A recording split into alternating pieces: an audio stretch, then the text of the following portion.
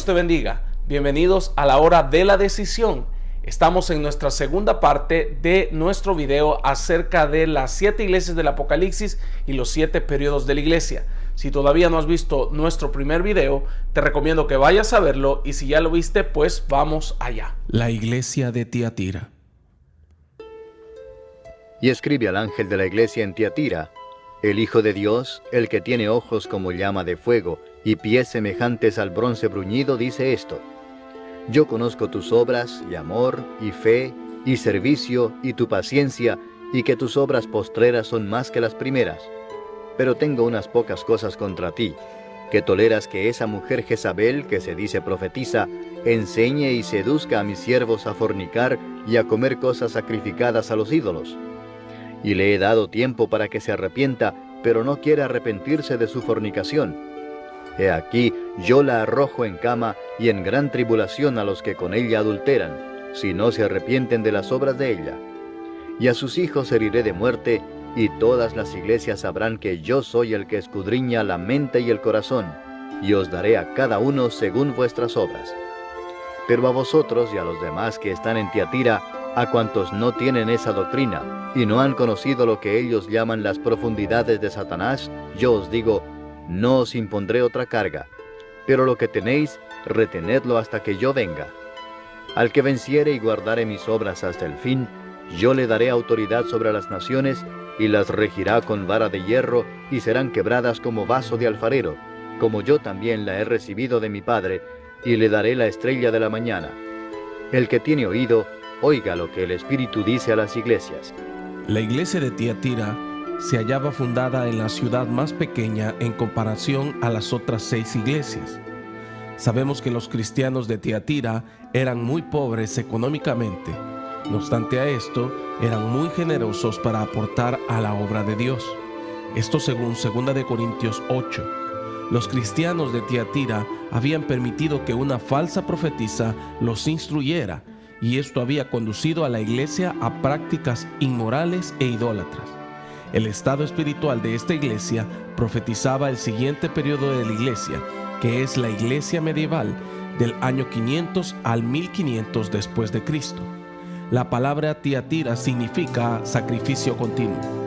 Esto hace alusión a los miles de creyentes que murieron en la mal llamada Santa Inquisición, las cruzadas y bajo los abusos de la Iglesia Católica en toda la Edad Media. Solo el Papa Inocencio VIII condenó a muerte a por lo menos 300,000 personas. Algunas cifras actuales hablan de 50 millones de personas asesinadas en la Edad Media por la Iglesia Católica Romana. También hace referencia al concepto satánico que los católicos toman en la misa, ya que le llaman sacrificio incruento, pues ellos creen que en la Eucaristía el pan y el vino se vuelve literalmente el cuerpo y la sangre de Cristo, y según ellos lo sacrifican una y otra vez en cada misa. La gran mayoría de doctrinas católicas herejes como esta nacen en este periodo. Después de la muerte del emperador romano Teodosio I, el imperio se parte en dos: el imperio del Oriente y el imperio de Occidente. Sin embargo, debido a las incursiones bárbaras, el imperio de Occidente desapareció en el año 476 después de Cristo, quedando solo el imperio del Oriente. En ambos imperios había un obispo, pero pronto al obispo de Occidente se le nombró papa. Al caer el imperio de Occidente se quedó sin emperador, y es ahí donde el papa se vuelve un emperador. Aunado a esto, se sabe que la Iglesia Católica falsificó documentos. A estos se les conocen como los fraudes píos. Uno de estos documentos se llama la Donación de Constantino. Este documento aseguraba que el emperador Constantino había dado al obispo de Roma, Silvestre I, la autoridad suprema sobre todas las provincias europeas del imperio. A este engaño se le llamó el patrimonio de San Pedro. Pero este documento iba mucho más allá, pues afirmaba que Constantino también había proclamado al obispo de Roma como gobernante aún sobre los mismos emperadores, y esta autoridad se transmitiría a los siguientes obispos, por consiguiente a los papas. En una época donde la ignorancia y el analfabetismo reinaba, nadie cuestionaba la veracidad de estos documentos. Fue hasta el año 1600, después de la Reforma, que se estudiaron a profundidad estos documentos y se dieron cuenta que todo era falso. Solo fue una creación del clero de la Iglesia para lograr con engaños tener autoridad sobre los reyes y emperadores. Esto llevaría a la humanidad a un periodo oscuro que está expresado exactamente en la profecía de Tiatira. El Señor empieza refiriendo a la Iglesia sus obras buenas, entre las cuales destacan el amor, la fe y el servicio.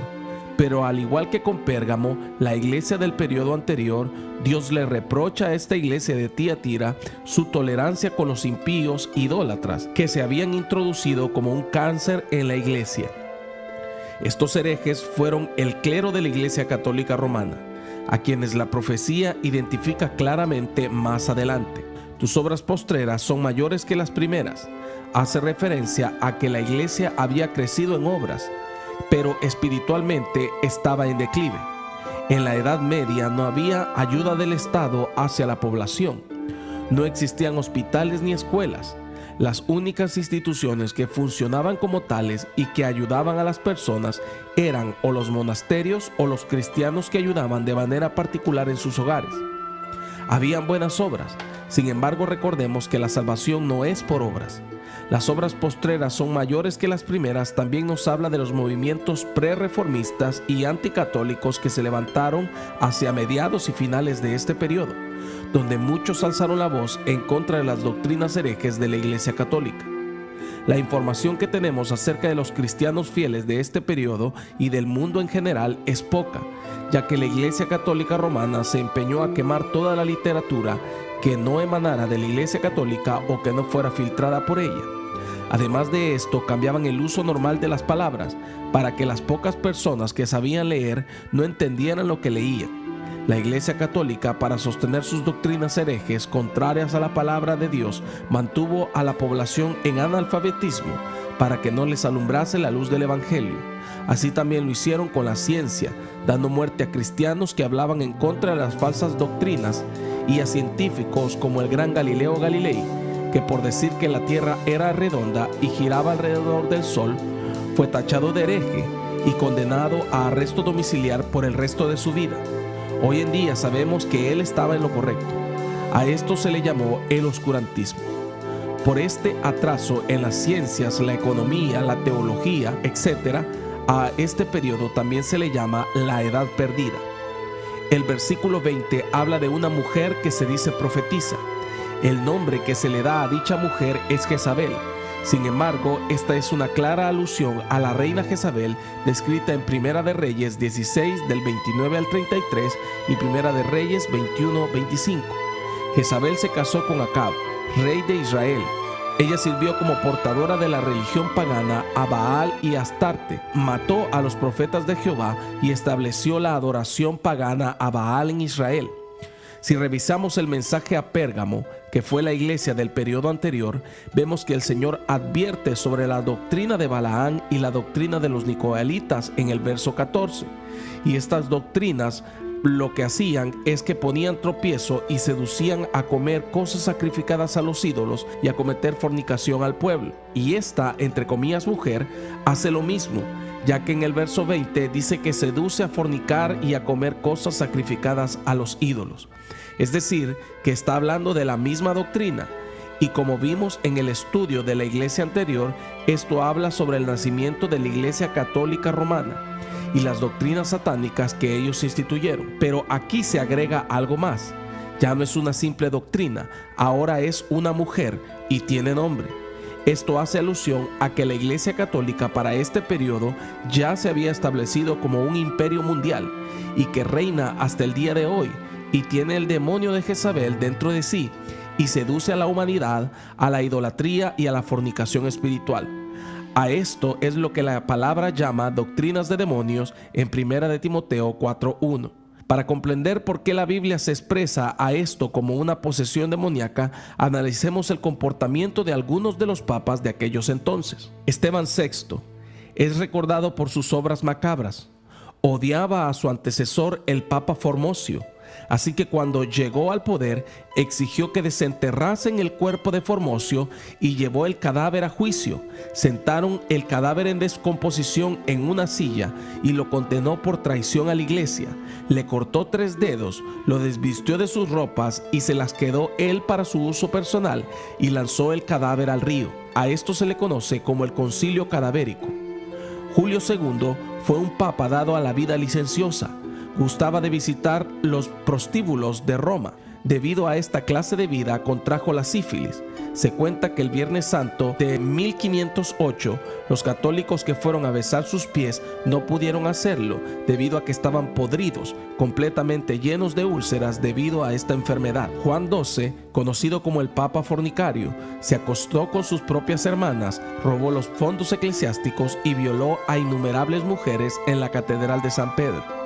Inocencio IV gustaba de matar. Entre otras cosas, aprobó la tortura como medio de confesión y decretó sentencia de muerte para todos aquellos que no venerasen a las deidades católicas, entre estos cristianos fieles que no comulgaban con esas doctrinas. Bonifacio VIII se acostaba con su propia hija y mujeres casadas y violó a un sinfín de niños.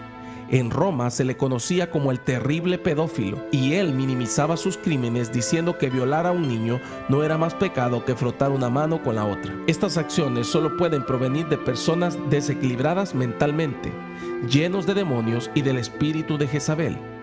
Y no es que solo estos papas tuvieron una vida mala, sino que estos son algunos de los más escandalosos.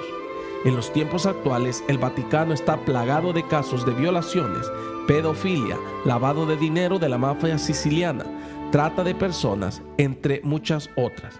El Señor reprocha a la iglesia por tolerar a estos falsos profetizos, ya que muchos, por temor a la muerte, asistían a las misas y participaban de las ceremonias católicas, aunque en su interior no compartían estas doctrinas. En el verso 21 y 22, el Señor expresa que Él le ha dado tiempo de arrepentirse y que no ha querido. Por eso Él la arrojaría en cama, en gran tribulación, a los que con ella adulteran, y a sus hijos serían heridos de muerte. Vemos una triple sentencia expresada acá hacia 3 personas diferentes. La primera, una sentencia de cama para la mujer. Esto nos habla de un juicio de enfermedad y muerte para esta iglesia nefasta. Este juicio lo vemos expresado más adelante en la profecía de Apocalipsis capítulo 17, que se le conoce como la condenación de la gran ramera. La segunda sentencia es una sentencia de gran tribulación a los que con ella adulteran. Esto hace referencia a los reyes y embajadores que compraban influencias y todo tipo de favores con la Iglesia Católica y viceversa. Esto también está expresado en Apocalipsis 17:2. Esta sentencia es progresiva, ya que nos habla de una condenación pasada y futura. Esta profecía tiene un fiel cumplimiento en la Edad Media, ya que muchos de estos reyes, junto con sus reinos, murieron estrepitosamente a raíz de guerras interminables que acontecieron en dicho periodo. Una de las más sangrientas fue la invasión de los vikingos en toda Europa del 800 al 1050 después de Cristo. Los reyes fueron muertos con lujos de barbaries, sus reinos saqueados y quemados, las iglesias católicas destruidas y los curas y cardenales fueron muertos y torturados. La profecía también es progresista, ya que los gobernantes mundiales serán también castigados en la gran tribulación por esta corrupción con el Vaticano. La tercera sentencia es contra sus hijos. Esto nos habla sobre los miembros militantes de la Iglesia Católica. Muchos asocian este juicio a los miles de católicos que murieron en las 7 cruzadas que se dieron del 1096 al 1291. Con el nacimiento de la religión musulmana en el siglo VII, los árabes tomaron posesión de Jerusalén y de puntos estratégicos de comercio en el mar Mediterráneo. Bajo el pretexto de liberar Tierra Santa de los musulmanes, la Iglesia Católica emprendió guerras, las cuales consideraban guerras santas. A estas se les llamó cruzadas. Los católicos eran animados a ir a la guerra, a pelear, y muchos fueron por voluntad propia, acompañando a los ejércitos. Miles de católicos murieron en dichas guerras, y lo que realmente buscaba la Iglesia Católica era alianzas con los reyes para liberar las rutas de comercios y no tanto por liberar Jerusalén. El Señor termina este mensaje diciendo que habían en Tiatira cristianos que no habían conocido las profundidades de Satanás.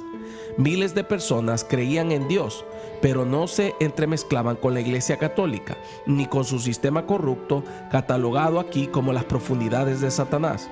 Muchos alzaron la voz en contra de estas doctrinas, pero la Iglesia Católica persiguió y dio muerte a estos cristianos. Algunos ejemplos son los valdenses de los valles italianos. Ellos existieron al final de este periodo. Expresaron su fe abiertamente cristiana, libre de las doctrinas de la Iglesia Católica. Fueron víctimas de 36 persecuciones aterradoras por la Santa Inquisición, que casi da muerte a todo el pueblo entero. Esto solo abriría el paso para los movimientos reformistas y el siguiente periodo de la Iglesia.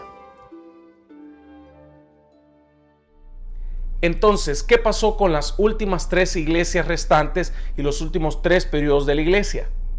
¿Y cómo llegamos hasta la Iglesia del día actual? Te espero en nuestra próxima edición de la Hora de la Decisión, donde estaremos teniendo la tercera parte de este video que por motivos de tiempo dejaremos hasta acá. Todos los hechos que viste en este video son históricos y verídicos y pueden ser corroborados en cualquier libro y en cualquier medio de comunicación. Esperamos no haber herido ninguna susceptibilidad, y si tú todavía no has conocido el verdadero evangelio de Jesucristo, yo te invito a que puedas conocerlo este día. La palabra del Señor dice que si confesares con tu boca que Jesús es el Señor y creyeres en tu corazón que Dios le levantó de los muertos, serás salvo. Repite la oración que estará apareciendo al final de este video y te espero en la próxima edición de la Hora de la Decisión, donde estaremos viendo estas últimas 3 iglesias restantes. Que el Señor te bendiga. Esta es la hora de la decisión, la más importante de tu vida, tu decisión por Jesús. Entrégale tu corazón orando de esta manera. Señor Jesús, reconozco que soy pecador y mi pecado me aleja de ti. Me arrepiento, perdóname Señor. Hoy te recibo como mi único y suficiente Salvador personal. Creo que eres Dios, que moriste y resucitaste al tercer día. Escribe mi nombre en el libro de la vida. Amén. Ahora eres parte de la familia de Dios. Te invitamos a que te congregues en una iglesia cristiana para que sigas creciendo en el conocimiento de Dios. Y te esperamos en nuestra próxima edición de la Hora de la Decisión. Hoy tengo